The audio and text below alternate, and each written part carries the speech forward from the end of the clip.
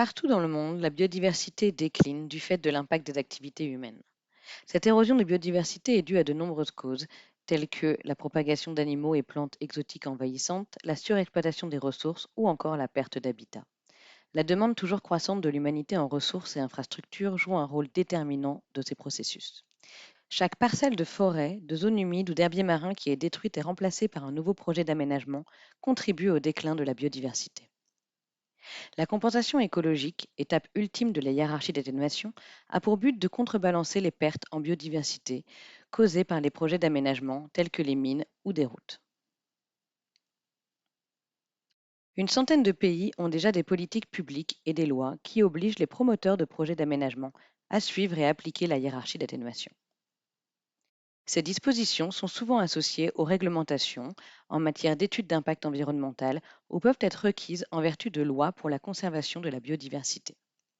Certaines institutions qui financent des projets d'aménagement, comme la Société financière internationale, ont aussi des politiques ou standards qui requièrent l'application stricte de la hiérarchie d'atténuation, de sorte que l'octroi de financement soit conditionné à la capacité des entreprises à démontrer que les pertes en biodiversité ont été évaluées et que les impacts résiduels sur les habitats importants sont compensés de façon à au moins atteindre une absence de perte nette, voire un gain net de biodiversité.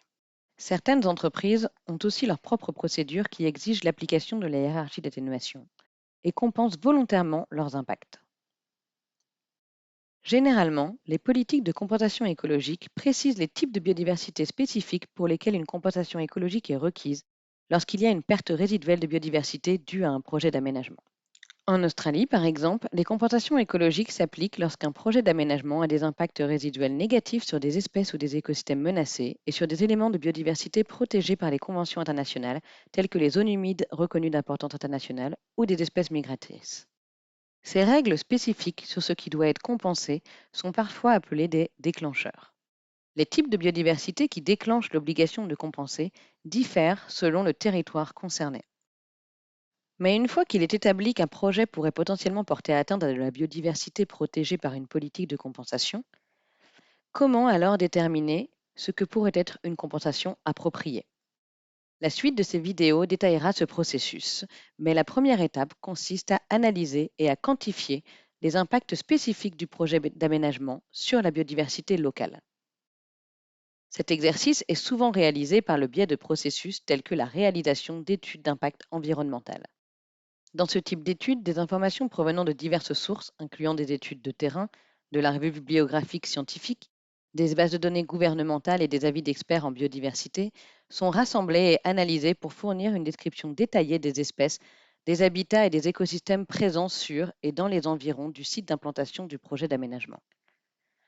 Il faut ensuite déterminer la quantité et les types de biodiversité qui seront impactés négativement par le projet d'aménagement et pour lesquels des compensations écologiques seront requises. Après une application stricte de la hiérarchie d'atténuation permettant tout d'abord d'éviter et de réduire ces impacts négatifs, il est possible d'identifier les impacts résiduels négatifs alors inévitables. La quantité d'impact résiduel est l'un des éléments fondamentaux de l'équation de la compensation écologique, car elle représente la perte de biodiversité qui doit être compensée par des gains appropriés.